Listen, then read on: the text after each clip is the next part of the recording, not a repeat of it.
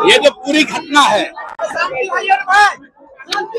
ये किसी पुलिस के अधिकारी के द्वारा एक बिहार के युवा की हत्या नहीं है।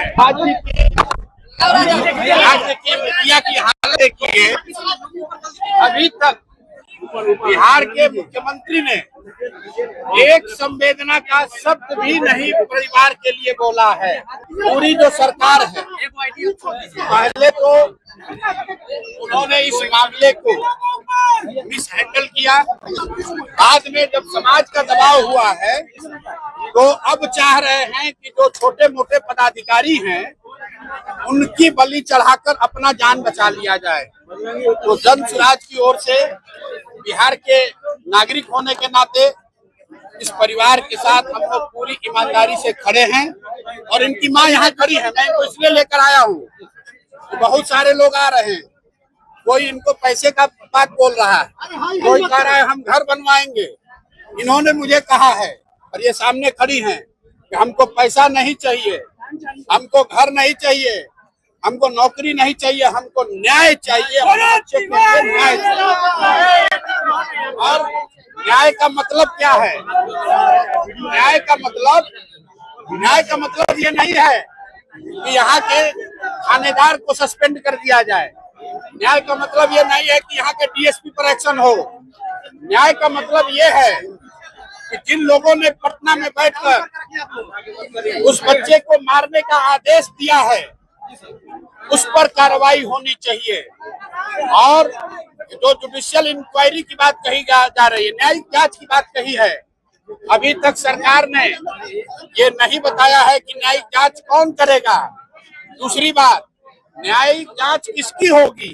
जो यहाँ पर घर पर आया था उसका होगा, जिसने जाकर धोखे से उसको गोली मारी उसका होगा, या जिन लोगों ने उनको भेजकर यहाँ ये हत्या कराई है उनका होगा।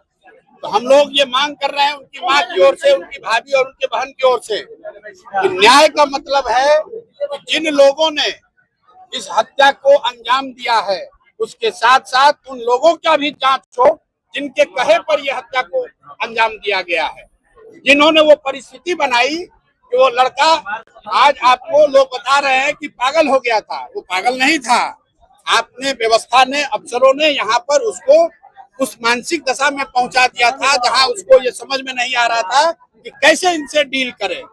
वो अपनी लड़ाई नहीं लड़ रहे थे, अपने खेत की लड़ाई नहीं लड़ रहे थे।